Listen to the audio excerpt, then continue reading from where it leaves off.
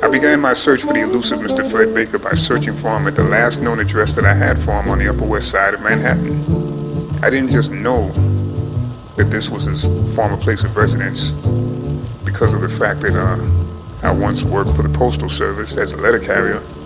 In fact, I even delivered mail to this particular address, 35 West 92nd Street myself. No, I had further insight. I lived with his children, Garen and his twin daughters, Madeline and Susan, in the summer times many years ago up in Vermont. And one thing led to another. I got a hold of his son, Garen. Garen said, "Hey, call my father." So I called him. And I said, "Hey, you know, I'm taking some film classes at City College. And I the thought of you just popped into my head. You know, you did this film, Lenny Bruce Without Tears, Events, Jazz Masters, and so many other things, distributing films like Battle of Algiers, Eraserhead, Cousin Cousine. You know, could you share some of your infinite wisdom with me?" And he said, "Sure, come on over." And when I did, our conversation hit the ground running. If you don't know anything about this and want to be a filmmaker, you better learn.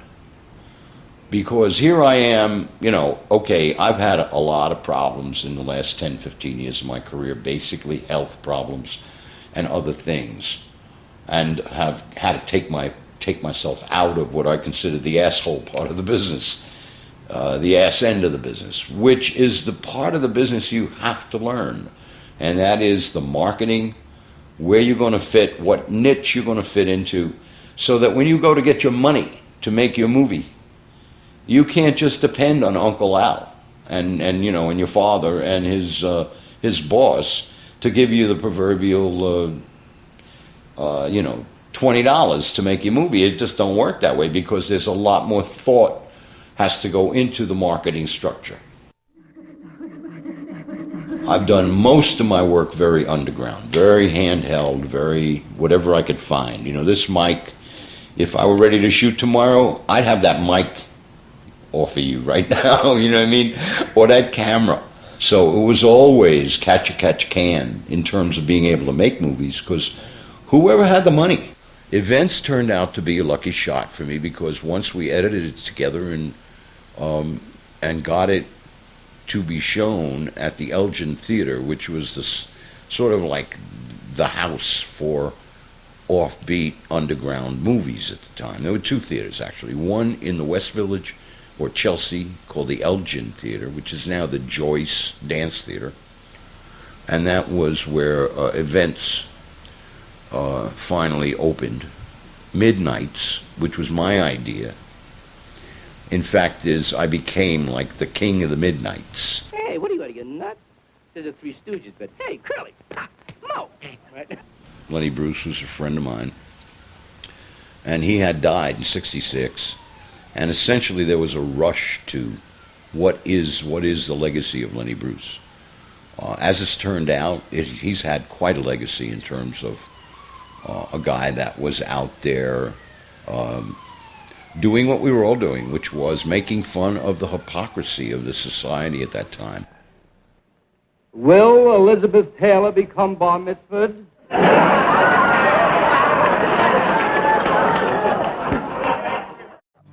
Lenny didn't belong on television.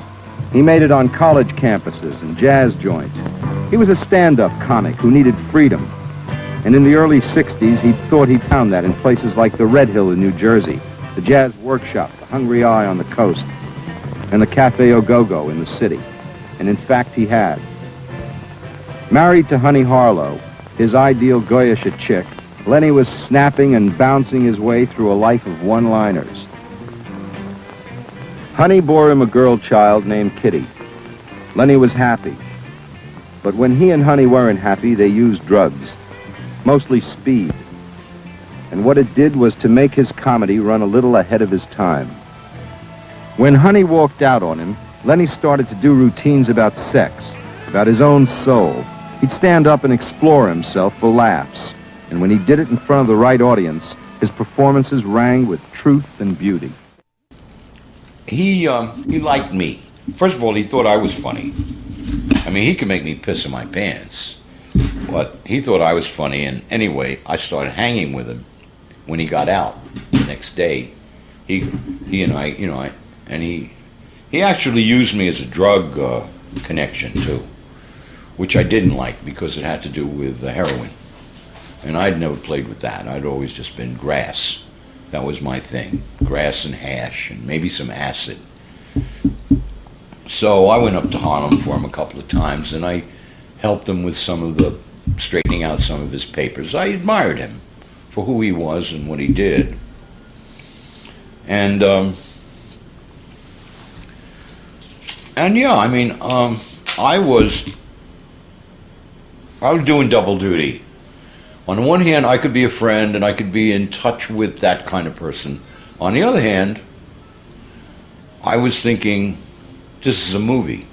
Well, I was never not thinking that. I don't think there's a filmmaker, an aspiring filmmaker or a working filmmaker, who doesn't think this is a movie. Oh my God, that's a movie. You know, whether the girl's getting undressed in the bathroom and you're lying in bed watching her, you're going, oh, this is a movie. My trip to Cuba, wow, was just great. And we're in the late developments of our research on the story of Assata Shakur, also known as Joanne Chesimard. She is now under protective exile in Cuba. Finally, I got a call directly from Assata, and we spoke for a couple of hours, and it was very productive. It was such an unfair trial, by an all-white jury. Harper, who was the other police, started to shoot. It was horrible. It was like a prolonged version of hell. What do you do when the government becomes the terrorist? I hope you defend yourself. So essentially those years were a prototype or an example for what we then schooled all of the oligarchical dictatorships in Central America to do to their people who spoke up for their rights. Well, you get a death squad, or you get some ex-cops or ex-National Guards. You train them in torture and in murder and send them out to murder people. And that's what happened to Assata Shakur.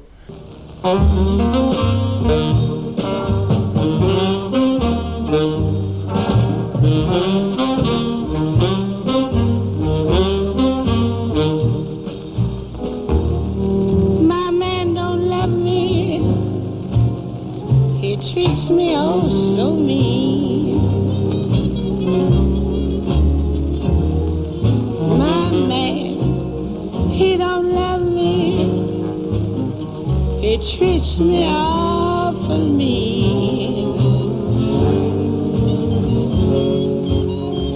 He's the lowest man that I've ever seen.